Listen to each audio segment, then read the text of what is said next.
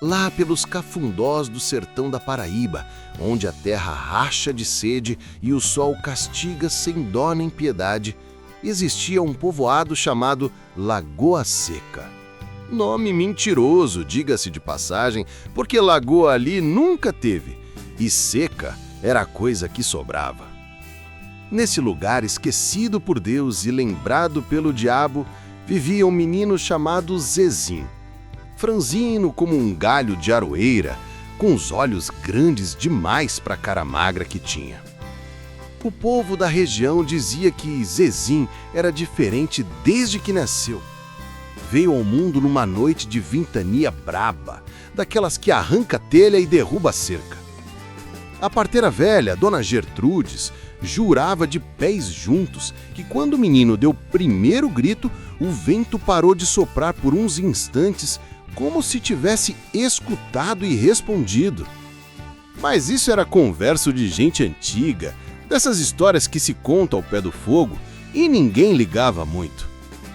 Zezim cresceu calado, do tipo que preferia ficar sozinho nos cantos. Enquanto os outros meninos brincavam de peão e jogavam bola de meia na poeira, ele sumia para o alto do morro, lá onde o vento soprava forte e constante.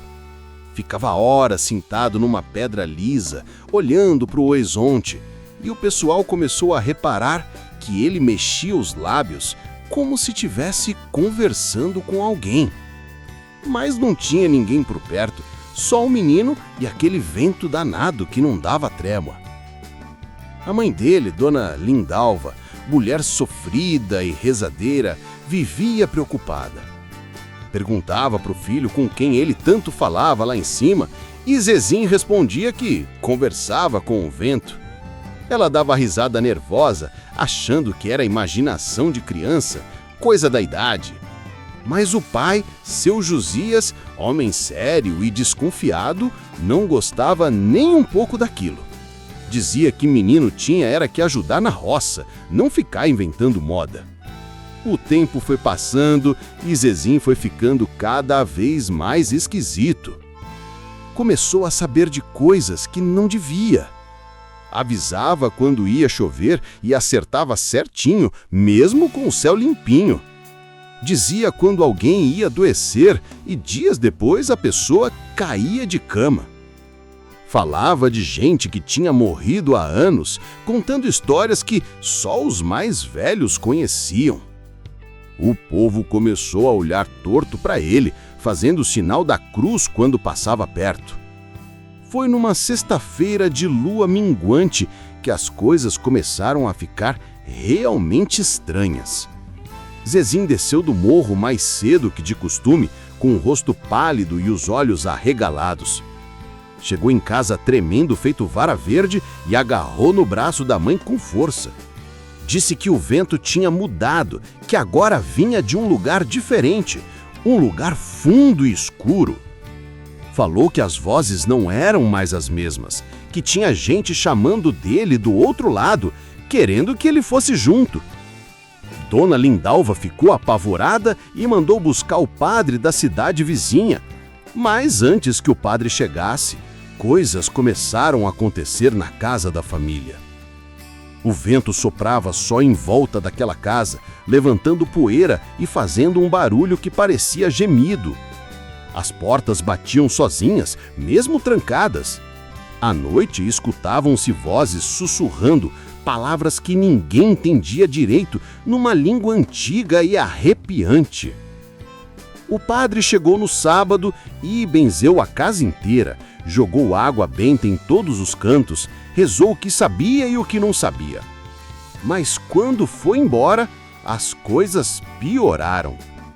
O vento começou a soprar dentro da casa, apagando as velas e derrubando os santos do altar. Zezim ficava parado no meio da sala, olhando para o nada, conversando baixinho com algo que só ele via. Seu Josias, homem de pouca paciência, perdeu a cabeça. Agarrou o menino pelo braço e deu uns cascudos, dizendo que aquilo era falta de uma surra e de trabalho duro. Mandou o Zezim para a roça e proibiu ele de subir no morro. O menino obedeceu, mas ficou diferente. como se uma parte dele tivesse ficado lá em cima, no alto, onde o vento soprava forte e constante.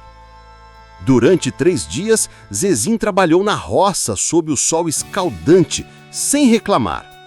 Mas o vento continuava seguindo ele. Soprava mais forte onde o menino estava, levantava redemoinhos de poeira em volta dele, assoviando nos ouvidos. Os outros trabalhadores começaram a ter medo e se afastavam, fazendo o trabalho longe de Zezim. Na 3ª noite, Dona Lindalva acordou com um barulho estranho.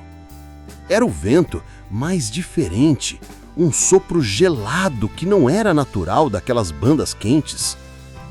Levantou da cama e foi ver o filho. A cama de Zezim estava vazia, a janela do quarto escancarada, as cortinas rasgadas voando para dentro. O vento entrava naquele cômodo como se fosse água enchendo um tanque. Ela gritou pelo marido e saíram procurando o menino pela casa, pelo terreiro, pela roça. Nada. Foi quando seu Josias olhou para cima e viu no alto do morro uma luz estranha, meio azulada, piscando feito vagalume gigante. Sem pensar 2 vezes, pegou a lamparina e subiu correndo, com Dona Lindalva atrás, rezando baixinho. Quando chegaram lá em cima, o que viram gelou o sangue nas veias. Zezim estava em pé na pedra lisa, onde sempre sentava, mas não estava sozinho. Em volta dele o vento girava feito tornado, só que não levantava poeira, não derrubava nada. Dentro daquele vento tinha vultos, sombras de gente, figuras que se mexiam e sussurravam, e Zezim conversava com eles, calmo, como se estivesse falando com velhos conhecidos. Seu Josias gritou pelo filho, mas o menino não respondeu. Dona Lindalva tentou correr até ele, mas o vento a empurrou para trás com uma força invisível. Foi quando Zezim virou a cabeça devagar e olhou para os pais. O olhar dele estava diferente, vazio, como se não tivesse ninguém por trás daqueles olhos. E então ele falou, mas a voz não era dele. Era um coro de vozes misturadas, velhas e jovens, homens e mulheres, todas falando ao mesmo tempo. Disseram que Zezim tinha um dom, que desde que nasceu era capaz de ouvir o que os outros não ouviam, de ver o que ficava escondido entre o mundo dos vivos e o mundo dos mortos. Disseram que o vento era a passagem e que aqueles que morriam sem paz ficavam presos ali, soprados de um lado para o outro, esperando alguém que pudesse escutar.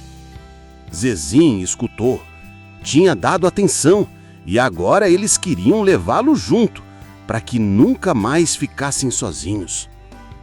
Dona Lindalva caiu de joelhos chorando e implorando para que devolvessem o filho. Seu Josias, mesmo tremendo de medo, avançou contra o vento, tentando arrancar o menino dali, mas foi jogado longe, caindo de costas no chão pedregoso. O vento aumentou, uivando feito bicho ferido, e as sombras ficaram mais nítidas, rostos sofridos, mãos estendidas, bocas abertas em gritos silenciosos.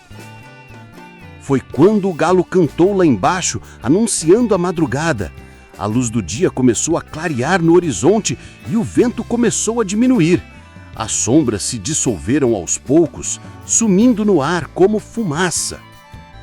Zezim caiu no chão, desmaiado, e o vento parou completamente, deixando um silêncio pesado e estranho no alto daquele morro. Os pais pegaram o menino no colo e desceram correndo. Zezim ficou de cama 1 semana, com febre alta e delirando. Chamaram benzedeira, curandeiro, até um pai de santo que veio de longe. Fizeram de tudo e, aos poucos, o menino melhorou. Mas, quando acordou de verdade, não era mais o mesmo. Zezim não falava mais, não subia mais no morro, não olhava mais para o céu. Ficava sentado na varanda, quieto, olhando para o chão. Os olhos dele tinham perdido aquele brilho esquisito, mas também tinham perdido a vida. Era como se uma parte dele tivesse ficado lá em cima, presa no vento, conversando para sempre com aquelas vozes que não eram deste mundo. O povo de Lagoa Seca nunca mais subiu naquele morro depois daquela noite. Dizem que até hoje, quando o vento sopra forte por lá, dá para ouvir vozes sussurrando, chamando, esperando. E tem gente que jura que já viu, nas noites de lua nova, a sombra de um menino sentado na pedra lisa, conversando com o vento que nunca para de soprar. Inscreva-se em nosso canal. Temos muitas histórias do sertão.